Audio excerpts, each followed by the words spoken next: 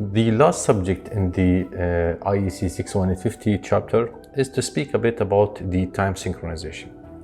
Especially that you have noticed during the discussion of different protocols that we have a different time requirements, and that's something that is really important in the substation. Now, there is always an important point to have a reference point. So the reference point, so we can measure based on. So when we refer to the time, we always need a reference where this time reference we can use to measure based on it. Now, some measurements rely on the time reference, such as the synchrophasor. Let's take here just one note on the side. Now, we have been discussing the substations, and we have been speaking about the IEC 61850 protocols. We mentioned that the standard has 3 protocols, MMS, GOOS, and SMV. There are also some other protocols in the substation. They are widely used. And there is also the synchrophasor is actually the name of one of the protocols that is used for the time reference. There are others like the IEC 104. I don't want to mention the complete standard. So in short, they call it IEC 104. There is the IEC 101. So 101 is actually a completely serial traffic that can be encapsulated inside UDP or TCP packets. The IEC 104, I believe it's TCP. There is also the DNP3. I think in the North America, usually DNP3 is more used than the IEC 61850, although that they are very similar. So the protocols are, we don't cover all the protocols for all the industries, right?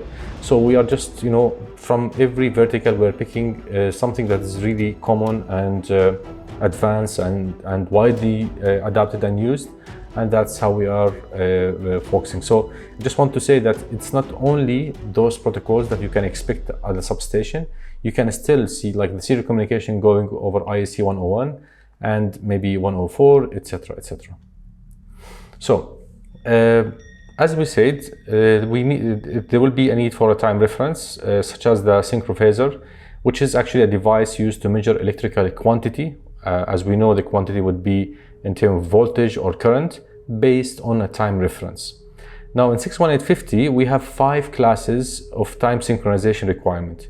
So it depends on the usage. We have different types of accuracy, and these are classified into 5 classes. So from T1 until T5. So the accuracy has to be within this range. So plus minus 1 millisecond, plus minus 100 microsecond, 25, plus minus 1 microsecond. This is the very, very, like a low amount of time that really needs a very high accuracy.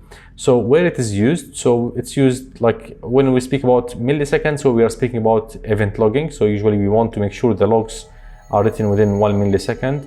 Zero crossing usually is on the range of 100 microsecond. The zero crossing, well, just give you quickly, like when you look at any wave, like an AC wave or any analog wave, okay? So whenever it's crossing this point, it's called the zero crossing. So just so you know that, so this is one of the references that can be used. And the other high accuracy, with low time latency required, are actually more to the protection. So there are different types of protection. Just to understand the difference, most probably you'll know that, but just a quick recap. A 1 second equals 1000 millisecond, and a 1 millisecond equals 1000 microsecond. So you have to know how much the accuracy level is in each one of them. Now, we have, when we were discussing the OT protocols, we went to many IT protocols that are actually used within the OT. And one of the protocols we mentioned was the NTP, the Network Time Protocol. We said it has a simpler version, which is called the Simple Network Time Protocol. And we said that there is something that is more accurate, which is the PTP, the Precision Time Protocol. And this is the protocol we are going to study at the end of this chapter. The PTP, the Precision Time Protocol, is actually an IEEE 1588 standard protocol. The accuracy of synchronization is up to nanoseconds. So imagine how much accurate it is. And it's a hierarchical master-slave architecture for time synchronization. There are three main components. We have the grandmaster. Usually it is like the grandmaster is the master clock that takes the time from an external source such as a GPS or by any mean, and it provides the time to the ordinary clocks, which are also called the slave. Now there is the third type, which is the bridge. It can also come in two types. There are the boundary and there is also the transparent.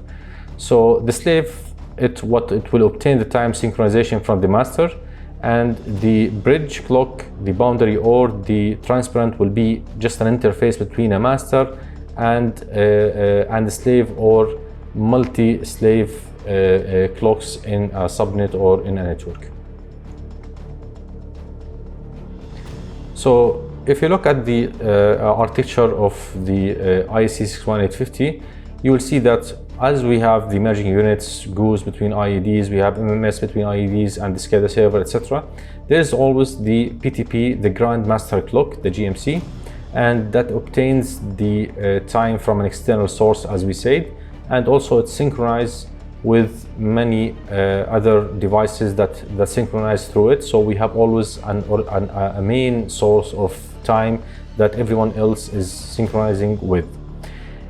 So it's the devices from different level, either routers, switches, IEDs, servers, they all need to synchronize in the time, and PTP is used.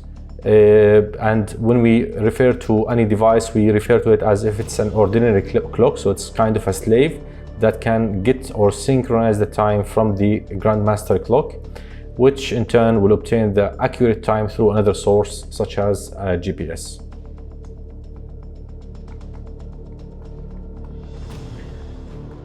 This is a look at the architecture. You have to know that the PTP has sometimes very advanced architecture. So each two ports in the architecture have a synchronization ports. Usually there is a synchronization direct between the multi-points, and it is actually similar to a network architecture. So you look how they are communicating, how they are synchronized. So sometimes it might be really complex. So there is a large subject behind it from our architectural point of view. However, it works as said in a master-slave hierarchy format. So the grandmaster clock is the master, and the other, let's say, clients which are doing the synchronization or receiving the time from are called the ordinary clocks. Sometimes we have the transparent clock. It looks like a bridge, so it just allows or facilitates the synchronization between an ordinary clock and a grandmaster clock.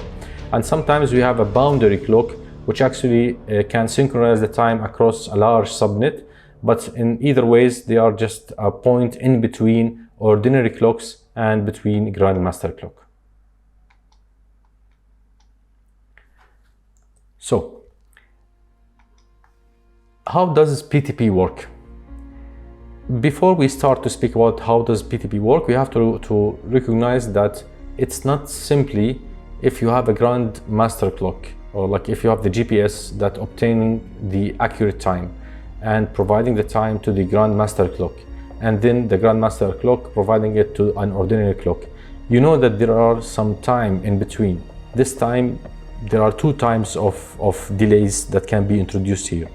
One of them is the internal processing delay.